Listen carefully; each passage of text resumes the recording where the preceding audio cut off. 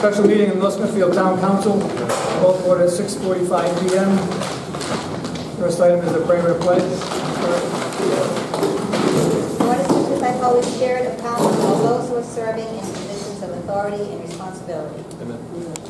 Pledge allegiance To the flag of the United States of America and to the republic for which it stands, one nation, under God, indivisible, with liberty and justice for all.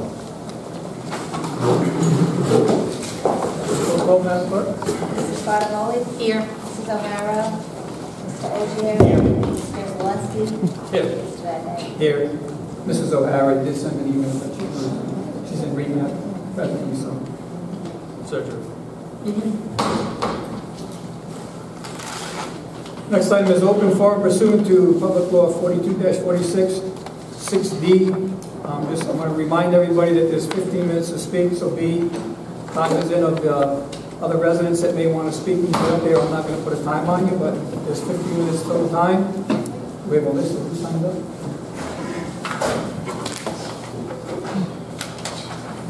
Mr. Rapko.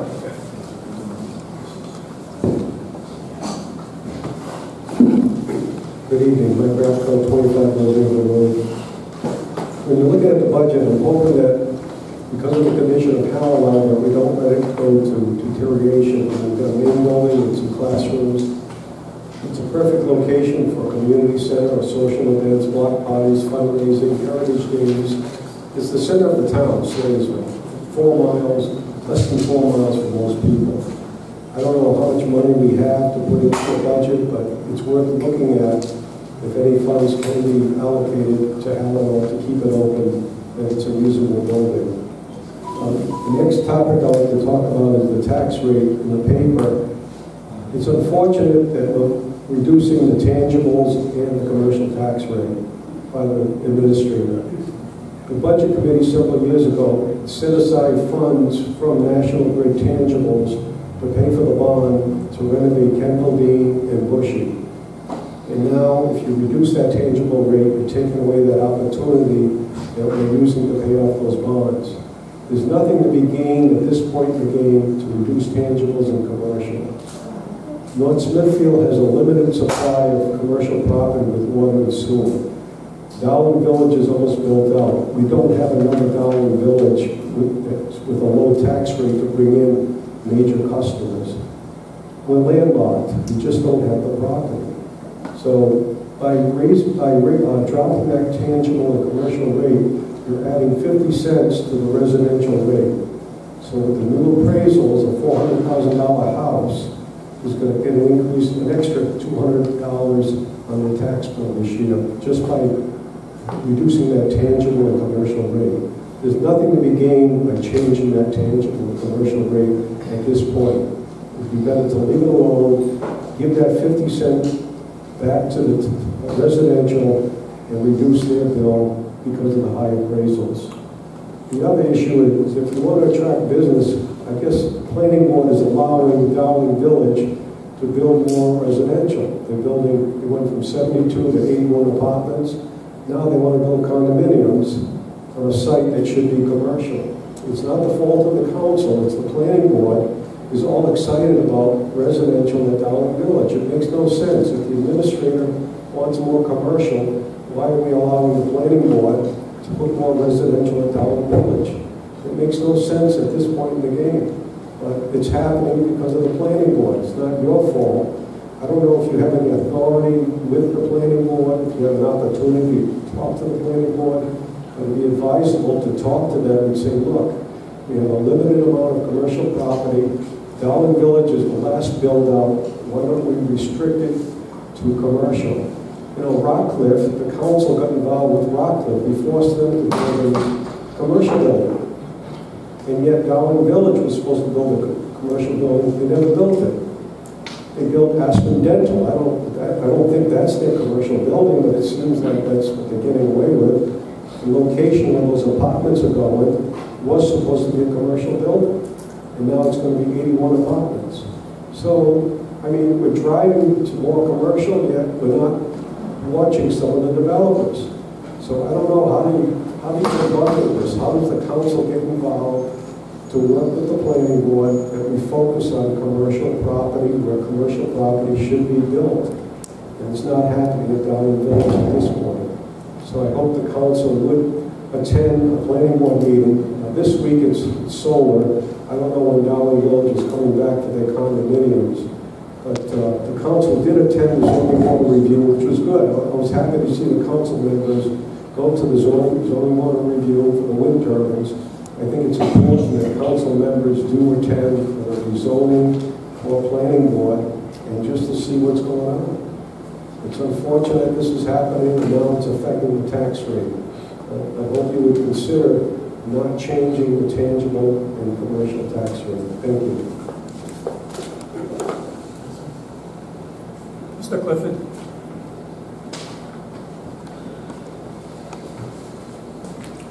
Mike Clifford, 489 Blackburn Road. I'd like to make a comment and then ask a question. My comments are both directed to the Edward Avenue Parkview Drive. Item number I, which is not identifying it as Edward Avenue Parkview Drive. I've been told that's what it was. On the new business. Discussion by council vote or other action on change orders numbers 5 and number 6. Mr. Osier. Every time change orders has been on the agenda in the past, it's been clearly delineated what the project is that's involved with the change orders. This time, for the first time, we're skipping the intro to say what project it is. You have several projects in town that are under construction that might be regarding change orders.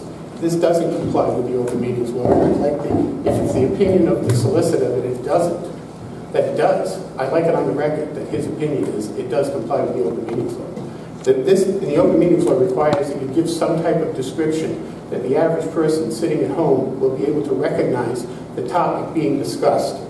Do you actually think that discussion by council, vote, or other action on change orders 5 and 6 gives anybody in town a clue? First of all, most people don't even know what change orders are. But secondly, those that do would like to know which project it relates to. So I question whether that's legally meets the standard for the open meetings law. So my other question is, since the subdivision at the end of Edward Avenue with the 5-lot subdivision hasn't been recorded yet, I'm curious to know what impact, if any, that would have on the assessment that that individual will pay for those 5 house lots for the sewer line. It's my understanding that those assessments are going to be over $20,000 per household now.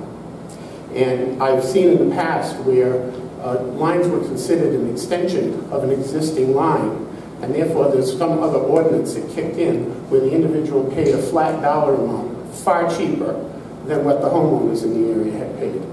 The case in point, I think, was over on the industrial highway, where the line went. One of the owners of those lots, a couple of hundred feet away, wanted to subdivide his lot into several lots and tie into the water and with the sewer. And instead of charging the full assessment that every other homeowner and property owner had paid to install the line up to this point, he didn't have to share that cost of the line. He had a reduced rate. I think he eventually ended up with a reduced rate. I hung in there and came to as many meetings as I could, and then I started coming to the meetings, and somebody told me later that they passed an amendment and we got the deal. I don't know if that's true or false, but I do know that there's inequities in the assessments that people are charged. I installed a private line, an extension of an existing line, and I had to pay certain fees, and 2 years later, someone else who did the same exact thing that I did didn't have to pay. So it seems like there's a little too much discretionary power here. So when you're discussing, if you do discuss Edward Avenue Parkview Drive, that item on the agenda tonight, I'd like to hear clearly, is the developer at the end of the street going to be paying $20,000 plus per house lot for the tie-in fees? Or is there some other arrangement that's being made because of any language that might exist elsewhere?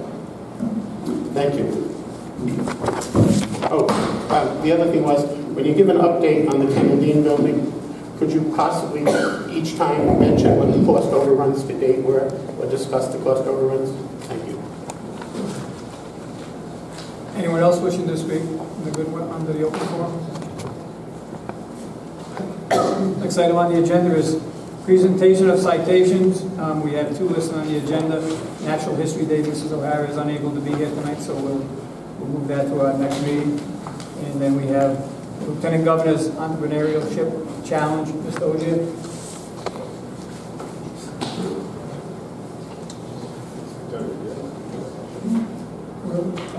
So, sorry, first time. So, I'm going to call up Christiana and Kate LaPierre because I have a citation that I would like to present to them for their.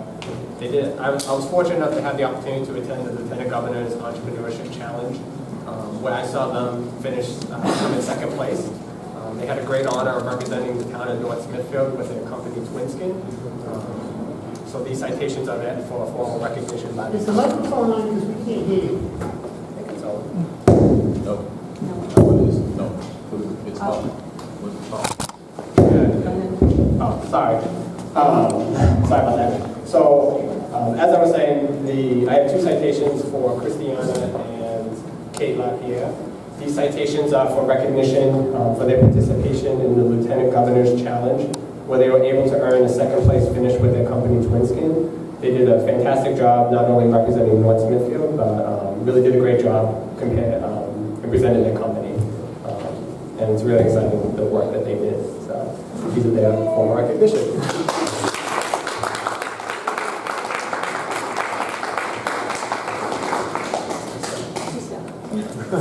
Awesome job.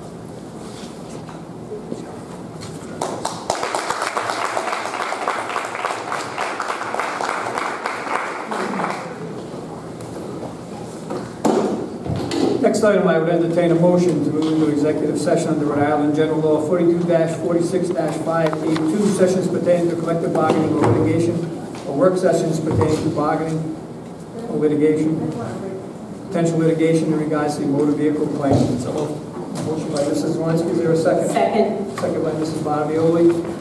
Any discussion? Hearing none, roll call vote. Mrs. Bottomoli? Yes. Mr. Osier? Yes. Mr. Zelinski? Yes. Mr. Vadeney? Yes.